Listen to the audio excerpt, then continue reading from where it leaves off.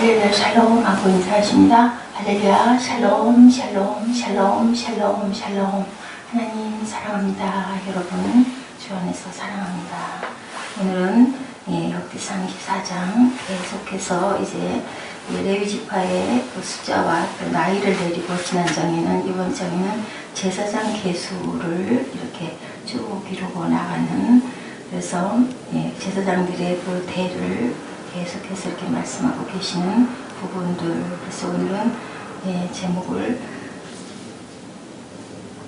하나님께서 그 제사장 계수를 통해서 하나님의 그 모습을, 성전을 사모하는 다윗의 마음을 계속해서 나타내고 계시는 부분 우리 함께 살펴보고, 또 지금 우리에게 어떤 말씀을 주시는지 한번 깊이 묵상해 봅니다. 먼저 여기에 이름들이 굉장히 많이 나와요. 그래서 제가 좀 이렇게 찾아봤습니다.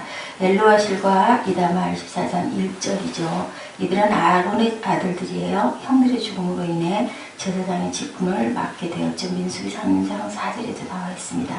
특히 엘르아실은 아론이 죽은 후 대제사장직을 이어받았어요. 그의 아들 비느하스는 하나님으로부터 영원한 제사장 직분 언약을 받을 만큼 귀하게 쓰였습니다. 민수기 25장 10절에서 13절에 나타나 있고요. 그런데 이다말 후손 중에 엘리 제사장은 블레셋과의 전쟁에서 가족 모두가 죽었죠. 솔로몬 때에 이다말의 후손 아비아달이 제사장직에서 파면되면서 이다말 자손들은 대제사장직은 완전히 끊어져 버리게 됩니다. 하나님께 버림을 받고 벌을 받으면 결국은 사람들에게서도 끊어지게 되죠. 사무엘상 21장 1절에 참조된 말씀을 한번 나중에 찾아보시기 바랍니다. 엘리 제사장 집안의 범죄로 인한 결과예요. 이와는 반대로 엘르아살의 후손은 다윗과 솔로몬 때를 거쳐 계속해서 대제사장직을 수행하여 하나님 앞에서 섬길 수 있었다. 하나님이 버리면 사람들에게도 당연히 결국은 버림을 받죠. 사람들이 하나님의 마음을 모르고 그게 또 눈이 속아서 잠깐 사용이 되고 쓰일 수는 있지만 결국은 하나님께서 사람을 버리시면 사람들에게도 쓰이지를 못합니다. 왜냐하면 사람이 하는 건 한계가 있기 때문에, 목회를 하는 것도 100명, 200명, 한 200~300명까지는 사람이 끌고 나갈 수 있다고 그래요. 그런데 그 이상은 절대로, 숫자로 얘기하는 건 조금 오늘 시대에는 조금 맞지 않지만 그렇게들 얘기하고 있습니다. 그래서 크게 쓰임을 받는 자들은 하나님께서 인정을 하시고 하나님께서 영을 부어주셔야 쓰인다. 또 나답과 아비후올이 익숙하죠. 24장 2절. 하나님께서 명하지 않은 다른 돌로 분양하다가 결국 죽죠. 이 아들처럼 하나님을 위한다고 하면서, 이들처럼 하나님을 위한다고 하면서 하나님의 뜻이 아닌 자신의 생각으로 하는 것은 하나님은 기뻐하지 않으시고 도리어 징계와 심판을 받는다는 귀한 경계가 나와 있습니다. 레위 10장 1, 2절에 아론의 아들 나오죠. 나답과 아비후가 각기 향로를 가져다 야훼께서 명령하시지 아니한 다른 불로 담아 야훼 앞에 분향하였더니 불이 야훼 앞에서 나와 그들을 삼키매 그들이 야훼 앞에서 죽은지라. 술을 마신 것 같다라고 증거되어 있습니다. 사무엘 6장 6절에서 7절. 그들이 나곤의 타작마당에 이르러 소들이 뛰므로 누가 우사가 손을 들어 하나님의 괴를 붙들었더니 여호와 하나님이 우사가 잘못함으로 말미암아 진노하사 그를 그곳에서 치시니 그가 거기 하나님의 궤 곁에서 죽으니라. 이사야 66장 3절 4절에 증거되어 있습니다. 그들은 자기 길을 택하고 그들의 마음은 가증한 것을 기뻐한 즉 나 또한 유혹을 그들에게 택하여 주며 그들이 무서워하는 것을 그들에게 임하게 하리니. 이사야가 예언했던 말씀이 그대로 증거가 된 부분이 이렇게 나타나 있습니다. 성전에 열심을 가졌던 다윗이 성전 건축을 준비하며 건물에만 치중한 것이 아니라 어제에 이어서 똑같이 그 안에서 봉사할 사람들에게도 깊은 관심을 가졌다. 어제는 레위 그 자손들, 오늘은 제사장 직분을 맡은 사람들에 대해서 구체적으로 말씀하고 있죠. 제사장은 성전의 일과 제사를 주관하는 사람들, 오늘의 목사님들 말씀이죠. 그 자리는 사람이 하나님께 나아가도록 돕는 자리로 참으로 존귀한 자리입니다. 명예로운 자리죠. 그래서 오늘 본문에 성전 건축을 준비하며 제사장을 정립하고 있어요. 그런데 제사장이라는 자리가 명예로운 자리만이 아니라 책임 있는 자림을 우리가 기억해야 된다. 그렇기 때문에 나답과 아비후는 죽을 수밖에 없었다는 거죠. 우사는 또한 레위지파가 아니었었죠. 그러다 보니까 언약궤의 상징은 하나님의 몸과 같은 것이었는데 그만 성스러운 몸에다 손을 대므로 인하여 그 자리에서 죽는, 보통 사람들이 우리가 일반적으로 생각하기에는 아니 그게 괴가 쓰러질 것 같으니까 반동적으로 그냥 잡은 건데 그게 꼭 죽을 일이야. 누구도 다윗도 시험에 들었죠. 그래서 결국은 오베데돔에다가 맡겨놓고 갔는데 오베데돔에서는 얼마나 두려웠겠어요. 그런데도 그 가문에서는 아주 기쁘게 반갑게 모셔드려서 결국은 하나님의 율례대로 잘 살았던 그러한 그 가문이어서 끝까지 복을 받는 내용을 저희가 살펴봤습니다.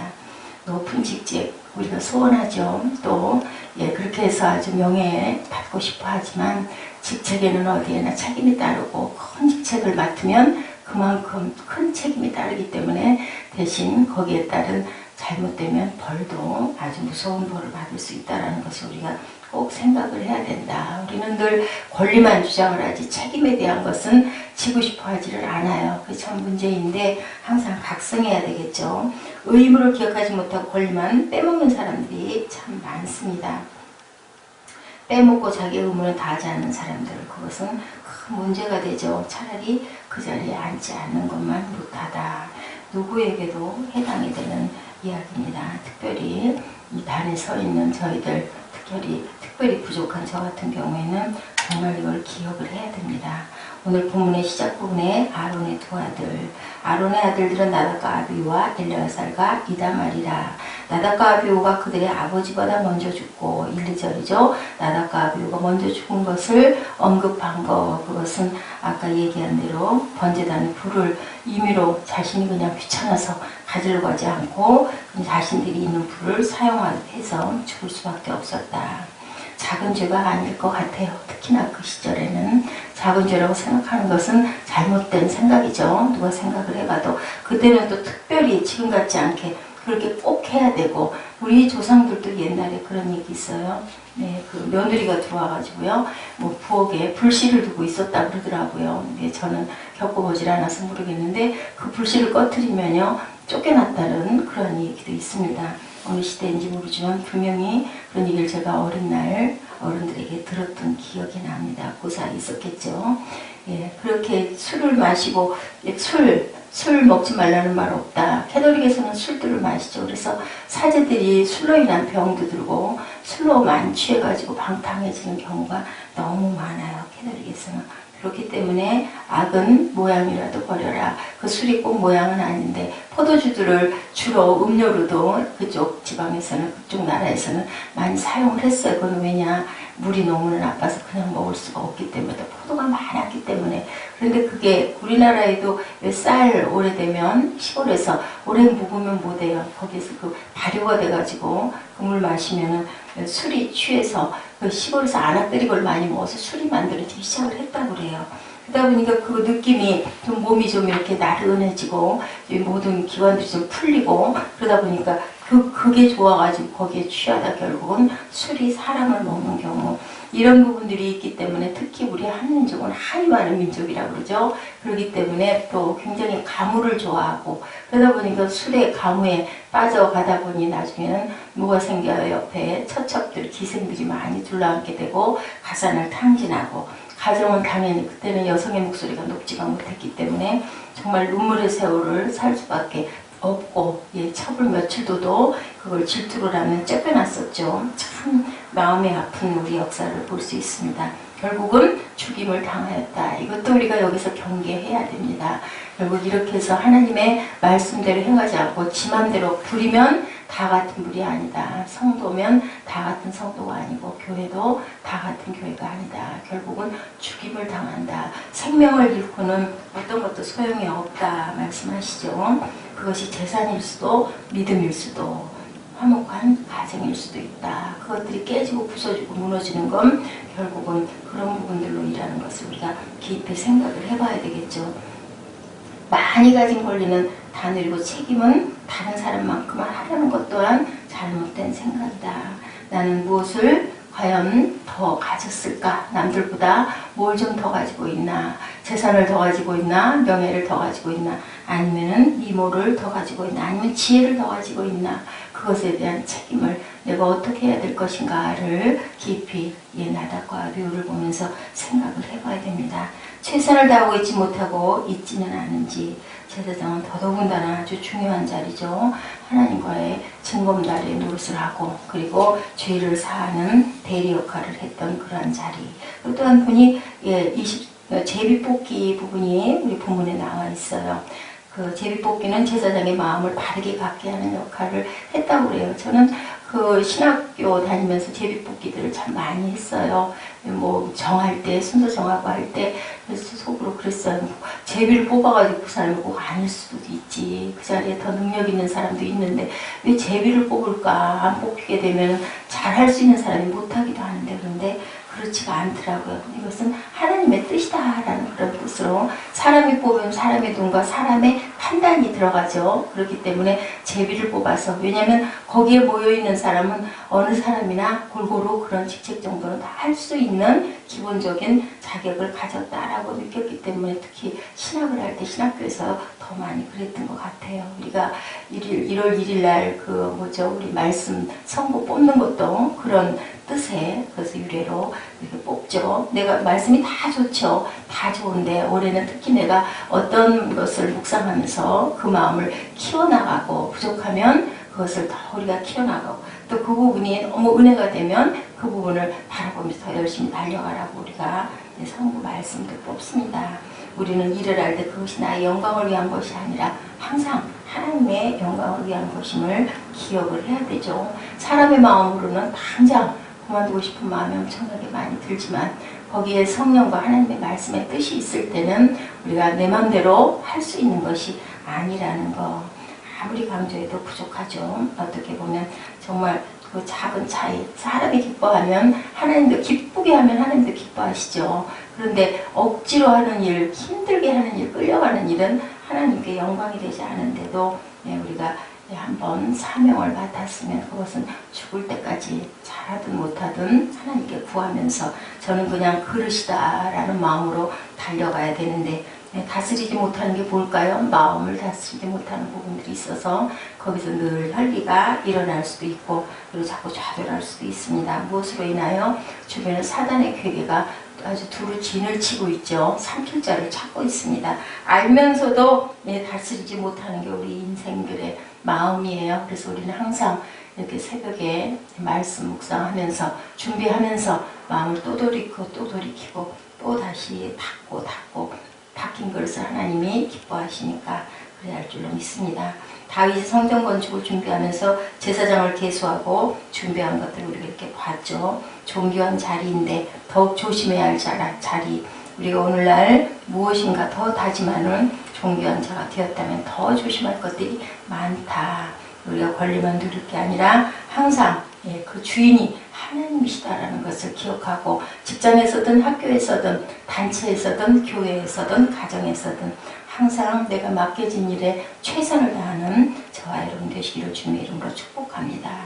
내게 맡겨진 사명과 자리 과연 어딜까? 오늘 그 말씀이 우리 깊이 묵상하며 사도행전 20장 24절, 내가 달려갈 길과 주 예수께 받은 사명 곧 하나님의 은혜의 복음을 증언하는 일을 마치려 하면은 나의 생명조차 조금도 귀하게 여기지 아니하노라. 우리 바울 사도가 이렇게 고백을 했죠. 생명을 조금도 귀하게 여기지 않냐.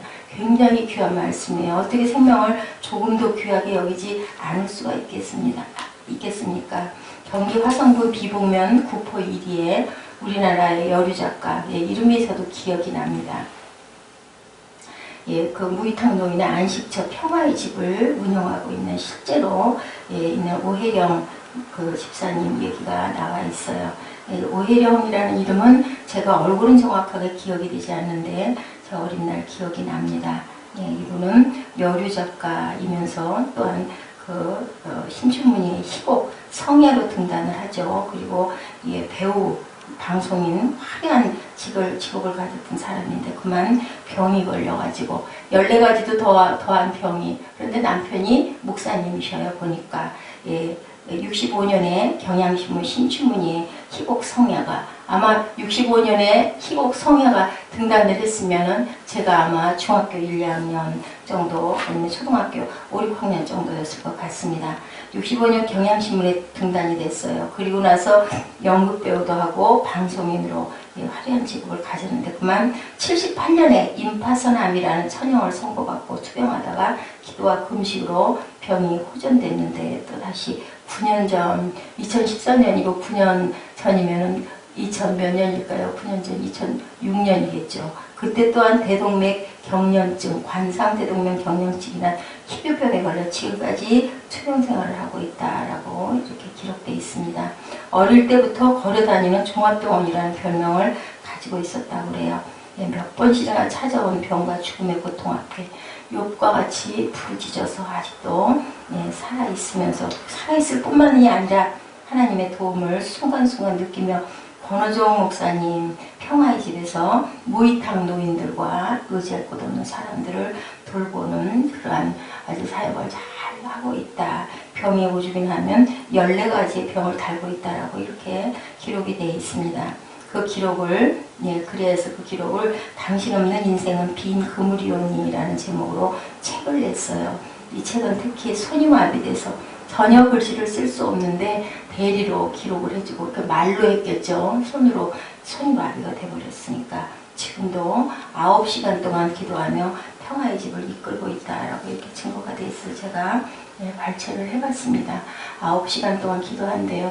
그야말로 하나님과만 대화를 어찌할 수 없는 상황. 그런데 그것도 은혜가 아니겠습니까? 그렇게 아파가지고 그냥 돌아가는 사람이 있는가 하면 이렇게 기가 막힌 병을 이렇게 기가 막히게 많이 가지고도 기도하면서 아직도 살아서 하나님의 은혜를 주변에다 끼치고 빛으로 사명을 감당하는 이러한 분도 계시는데 우리 뭐 한두 가지 몸에 고통이 있고 아픔이 있다고 해서 내려놓고 또한 절망할 일은 전혀 없는 거죠. 내가 내 자의로 이것을 행하면 상을 얻으려니와 내가 자의로 아니한다 할지라도 나는 사명을 받았노라. 고린도전서 9장 17절 말씀 아주 귀한 말씀입니다.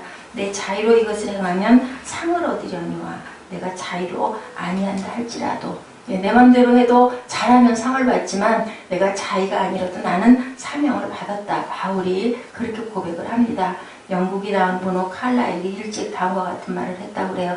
그대가 하는 일이 미천하다고 낙심하지 말라. 그대가 하는 일은 하나님께서 그대에게만 맡기신 가장 중요한 일이다.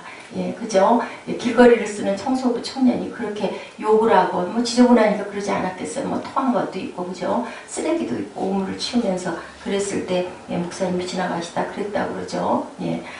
그거 하나님께서 세상의 어느 구석인가를 자네에게 맡기셨다고 한번 생각해 보지는 않았느냐라고 얘기를 했다고 그러죠. 맞습니다. 우리가 이렇게 어떨 때는 왜 하필이면 나는 왜 이렇게 꼭 가야 돼 이런 마음이 들 때도 너무 많지만 그래도 하나님이 나를 알고 내게 자리를 맡기셨다면 그죠? 직장도 마찬가지죠. 그렇다면 우리가 그것을 불평할 게 아니라 감사하면서 그것을 잘 최선을 다해서 내 능력 하나님께서 주시는 자 안에서 내가 열심히 해야 되겠다는 마음을 자꾸 하루하루 새록새록 먹으면서 가야 되겠죠. 뭐 하다못해 그저 가사일을 하는 경우에라도 그 단순한 일이라도 그런 마음을 가지고 하나님이 나를 이 가정에 이렇게 전도자로 파송하셔서 내 아이들을 믿음 안에서 잘 기르고 또한 안 믿는 남편, 안 믿는 아내를 내가 잘 하나님께로 인도하는 거 이것도 내 사명이다 이렇게 생각을 하면 얼마나 귀합니까? 부모와 처제와 형제와 자매가 있으면 그들에 대한 책임이 나에게 있다. 우리가 최선을 다하는 것은 세상에 여러 가지 불행이 생기지 않게 하는 최선의 방법이다라고 이렇게 말씀하고들 있죠. 영국의 시인 카플링은 나라를 위해 충성을 다하는 것은 별다른 것이 아니라 보이는 연장을 잡아 눈앞에 있는 작은 일에 최선을 다하는 것이다. 나라를 위해서 충성. 우리는 그저 큰 일을 무슨 장군을 맡거나 장관을 맡아야 된다 하는데 그게 아니라 작은 일 어느 구석에서 내가 눈에 보이지도 않고 아무도 알지 않지만 그거 하는 것이 바로 내가 나라를 위한 충성이다. 진정 큰 인물은 아무도 도와주지 않는다 할지라도 말없이 자기를 다하고 작은 생명을 하나를 살리는 일, 아주 귀한 일이죠. 최대의 목표로 여기며 누군가를 용서하고 누군가를 위하여 생명의 소식, 복음을 전하는 일이다. 저렇게 김진숙 목사님 저한테 전화하셔가지고 그러더라고요. 목사님 정말 큰 일을 하시는데요. 그 다음부터 이제 하고 싶은 얘기를 하는 거죠. 자기 딸이 너무 안타깝고 귀하기도 하고, 우리 교회 왔다가 어느 주에 저는 기억이 안 나서 한참 헤맸는데, 본인에게 밥 먹을 때도 그러고 별로 말을 걸지 않아가지고, 그러고 나서 집에를 돌아가면 아주 말도 못한대요. 난리를 치고 그냥 아주 그냥 아주 정말 옆에서 그러니까 엄마가 질리는 거죠. 그 정도로 한다고 저한테, 목사님 그 부분을 조금 정상인이 아니지 않습니까? 환자로 생각하고 물론 잘 해주시고 계셔서 너무 감사한데 이런 부분 밤에는 또 꼭 되도록이면 집으로 왔으면 좋겠다. 아버지가 탈이 나거나 하면은 이제 그 예배 때문에 그렇다. 예배 또 은혜를 많이 받고 와도 또 가가지고 그런 부분이 있다고 하네요. 그래서 자기는 참 남편을 일단은 남편 얘기를 우선으로 하기 때문에, 그래야 집안이 조용하기 때문에 그냥 참고를 좀 해주셨으면 좋겠다. 그래서 제가 그러면 금요일날 처녀들 별로 잘 안 하시니까 제가 그러면 서둘러가지고 9시에 예배를 시작을 해서 11시 안에는 꼭 차를 탈 수 있게끔 그렇게 해서 집으로 그럼 보내는 걸 기본으로 하겠습니다 하고 어저께 제가 약속을 드렸습니다. 예, 우리가 음식의 영양과 칼로리 거기에 따라 건강이 좌우되죠. 그런 것처럼 우리가 골고루 음식도 잘 먹고 그렇게 해서 영양 섭취도 잘하고 그러면 어때요? 잠도 단잠을 자게 되죠. 그렇게 해서 또 우리가 또 어때요? 복 있는 자들이 되죠. 악인의 꾀에서도 건져질 수 있는 힘도 나죠. 이런 것처럼 작은 것 하나가 우리의 일상에 큰 영향을 미친다라는 거. 그래서 우리가 하나님이 주신 자리에서 아름답게 잘 피어나다가 하나님께 달려갈 수 있는, 완주할 수 있는 저와 여러분 되시기를 주님의 이름으로 축복합니다. 기도하시겠습니다.